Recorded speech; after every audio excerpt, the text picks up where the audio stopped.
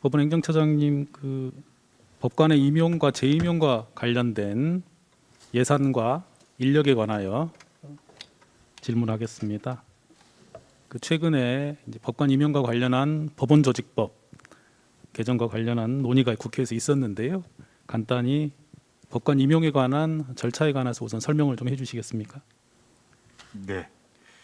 의원님께서도 잘 알고 계시다시피 일정 기간 이상의 법조 경력을 갖춘 법조인만이 법관으로 임용될 수 있는 그 현행 법원조직법 이전에는 사법시험의 성적과 사법연수원의 성적이 법관 임용 여부를 좌우하는 사실상 결정적인 조건이었습니다.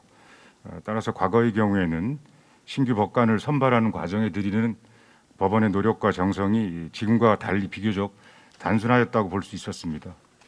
그렇지만 법조 일원화 제도를 선택한 지금의 현행법에서는 여러 로스쿨 출신과 다양한 법조 경력을 가진 법조인을 대상으로 공정하고 객관적인 전형을 거쳐서 법관을 선발하게 된 만큼 저희들 법원으로서는 종전과 다른 정성과 노력을 기울일 수밖에 없게 되었습니다.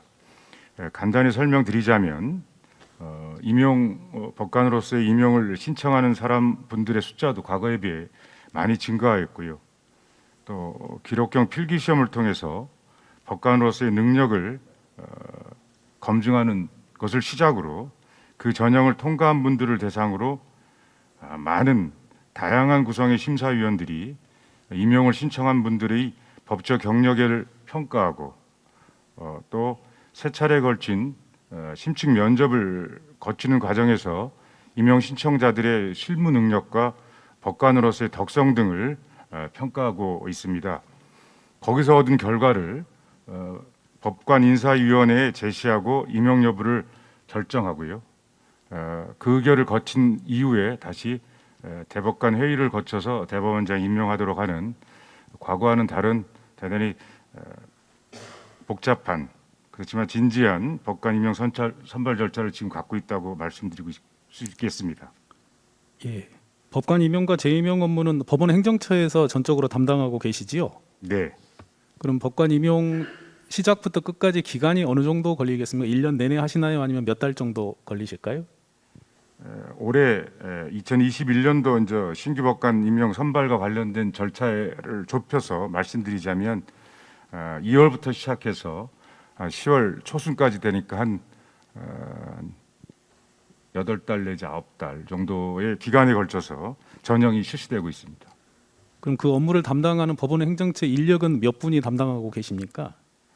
저희들 담당하고 있는 인사국은 한 20여 명 되겠습니다만 방금 말한 복잡한 단계에 걸쳐 있는 많은 심사위원들은 우리 법관들 수 있고 뭐 외부에 제야에 있는 변호사일 수도 있고 교수님들 수 있어서 그런 분들까지 포함하면 제가 정확한 숫자를 지금 의원님에게 말씀드리기 곤란합니다만은 대략 말씀드린다고 한다면 한 100여 명이 넘는 숫자가 되지 않을까라는 생각을 갖고 있습니다. 예. 우리 판사로 임명이 되면 임기가 10년이지요. 네. 그리고 10년마다 재임용 절차를 거쳐야 됩니다. 네. 그래서 매년 재임용 절차를 거쳐서 법관으로서 적합하지 않다는 판단을 받아서 탈락하는 인원이 1년에 대략 몇 명 정도 될까요? 최근 5년의 평균을 본다 한다면은 뭐 그 수가 많지는 않습니다. 5명 미만 정도로 지금 파악하고 있습니다. 예, 이런 말씀을 드린 이유는 아시다시피 이게 삼권분립 국가인 우리나라에서 대통령은 임기 5년의 단임제입니다. 그리고 국회의원은 임기가 4년, 이거 물론 연임이 가능합니다만 21대 국회의원을 평균을 내봤더니 평균 1.9선이더라고요. 그걸 임기로 환산을 해보면 대략 7년 7개월 정도라고 봅니다. 근데 이제 판사들은 아시다시피 임기가 10년일 뿐더러 재임용을 거치게 돼 있는데 사실상 재임용 탈락되는 분이 거의 없기 때문에 본인이 원하기만 하면 65세까지 정년을 채울 수가 있습니다. 혹여 그렇지 않더라도 중간에 본인이 자의적인 의사에 따라서 언제든지 변호사로 일할 수 있고요. 근데 이제 법관은 우리 국민의 자유를 박탈하고 재산권을 침해할 수 있는 권한을 갖고 있는 막강한 자리 아니겠습니까? 그런데 이분들은 국회나 대통령처럼 선발되지도 않고 선출되지 않고 선발되고요. 또 재판에는 독립이 보장되어 있기 때문에 견제도 받지 않습니다. 특히나 재판 결과에 대하여는 불법행위에 이르지 않는 한 개인적 책임은 전혀 지지 않고요.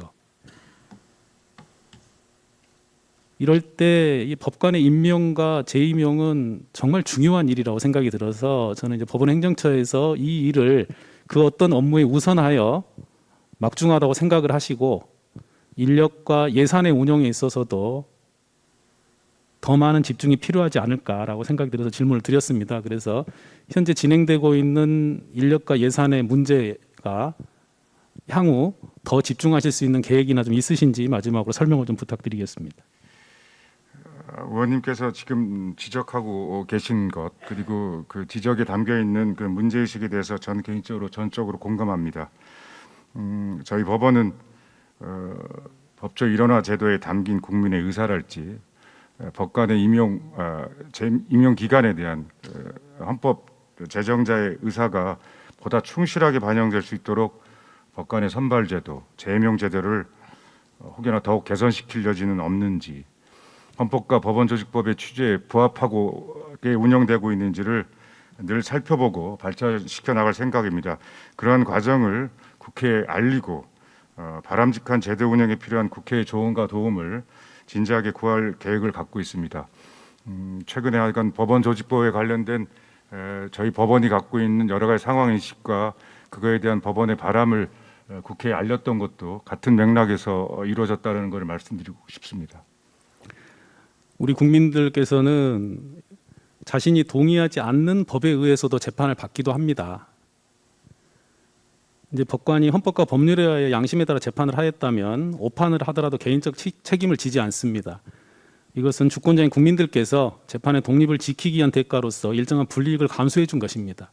그렇다면 역량 있는 법관을 법원 행정처에서는 임명하는 데 최선을 다해야 되고요. 이때의 역량이라 한다면 사법의 본령이 소수자 약자 보호일지인데 우리 구체적 일상에서 공동체의 다양한 소수자 약자와 연결되어서 영향받고 있는 사람들, 불의를 묵과하지 못하여 위험을 무릅쓰고 행동한 경험이 있는 사람들, 심화되는 사회적 경제적 양극화와 정치적 불평등 현실에서 아파하는 이들에게 공감하여 그로 인한 불편함으로 깨어있는 자, 이런 분들을 법관에 임명할 수 있도록 최선을 다해 주시기를 한 번 더 부탁을 드리겠습니다. 네, 저와 우리 그 법관 인사를 담당하는 법원 행정처의 담당자 그리고 전국의 모든 법관이 지금 의원님이 말씀하시는 그 취지를 공감할 수 있도록 함께 나눌 수 있도록 최선을 다하겠습니다. 예, 감사합니다.